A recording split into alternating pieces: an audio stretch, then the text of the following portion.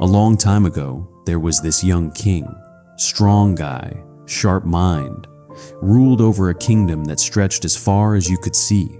Fields of wheat, rivers full of fish, good land, really good land. One spring morning, his chief advisor came to him. Old man, been around forever, knew his stuff. "Your Majesty," he said, "we should plant trees along the roads, all the main routes, north, south, east, west. One day, when they grow tall, travelers will walk in their shade. Merchants will rest beneath them." The king looked out the window, thought about it, then he frowned. "The soil's not perfect yet," he said. "Too much clay on the northern route. The southern road just flooded last month. No, we'll wait for a better season, maybe next spring." The advisor nodded, didn't argue, just bowed and left. Summer came and went, then fall, then winter. Next spring rolled around, and the advisor brought it up again. "Your Majesty, about those trees." "The budget's tight this year," the king said. "We just built that new bridge. Let's wait until next year when we have more resources."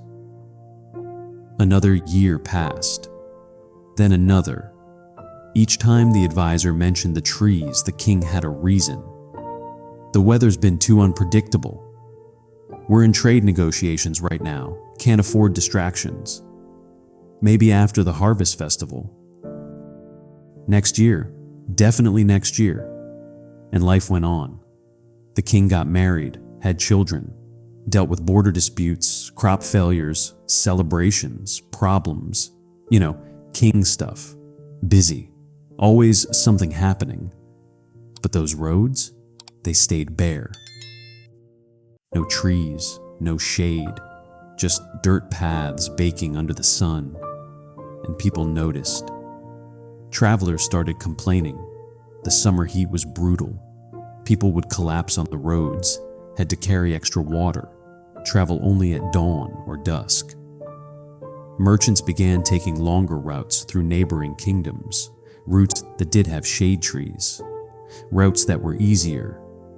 Trade slowed down. The kingdom's reputation started to slip. People stopped talking about how beautiful it was.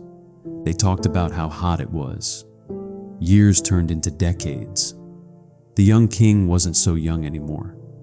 His hair went gray, then white. His back bent a little when he walked.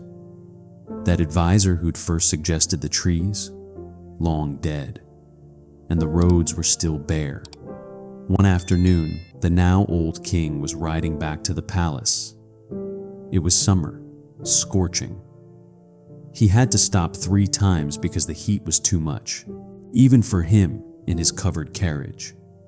He watched a family of travelers struggling on foot, a mother carrying a child who looked exhausted, something twisted in his chest. That night, he couldn't sleep. The next morning, he called for his son, the prince, now a young man himself, being trained to rule. The old king's hands shook as he held his son's arm. "I need to tell you something," he whispered. His voice was weak now. Time had done its work.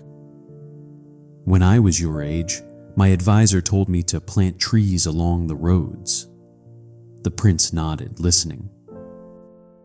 "I said I'd wait for the right time, the perfect season, the perfect budget, the perfect everything." The king closed his eyes. "I waited for the right time, but time never waited for me.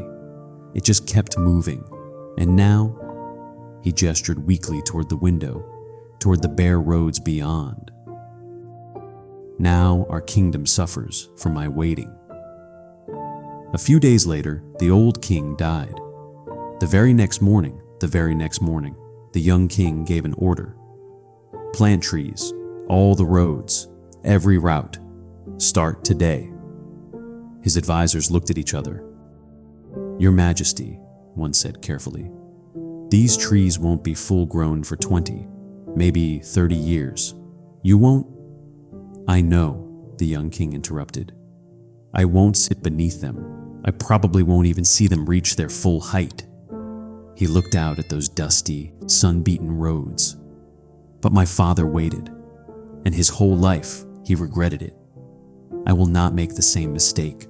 Plant them today." So they did. They planted thousands of trees, oak, maple, sycamore, all along every road in the kingdom. Years later, when people asked the king why he planted trees he'd never rest under, he always gave the same answer: "My father waited for the perfect time. I will not." And you know what? Those trees grew, slowly, year by year. And travelers started coming back. Merchants returned. Children grew up playing in their shade. The kingdom became known once again as a beautiful place, a place that thought about the future. The young king did live to see some of it. Not all, but some. And that was enough. Look, wisdom isn't just knowing what needs to be done. Any fool can know that. Real wisdom is actually doing it before time runs out, because time doesn't wait for perfect conditions. It doesn't wait for you to be ready. It just moves. And if you keep waiting for the perfect moment, you'll wake up one day and realize the moment has passed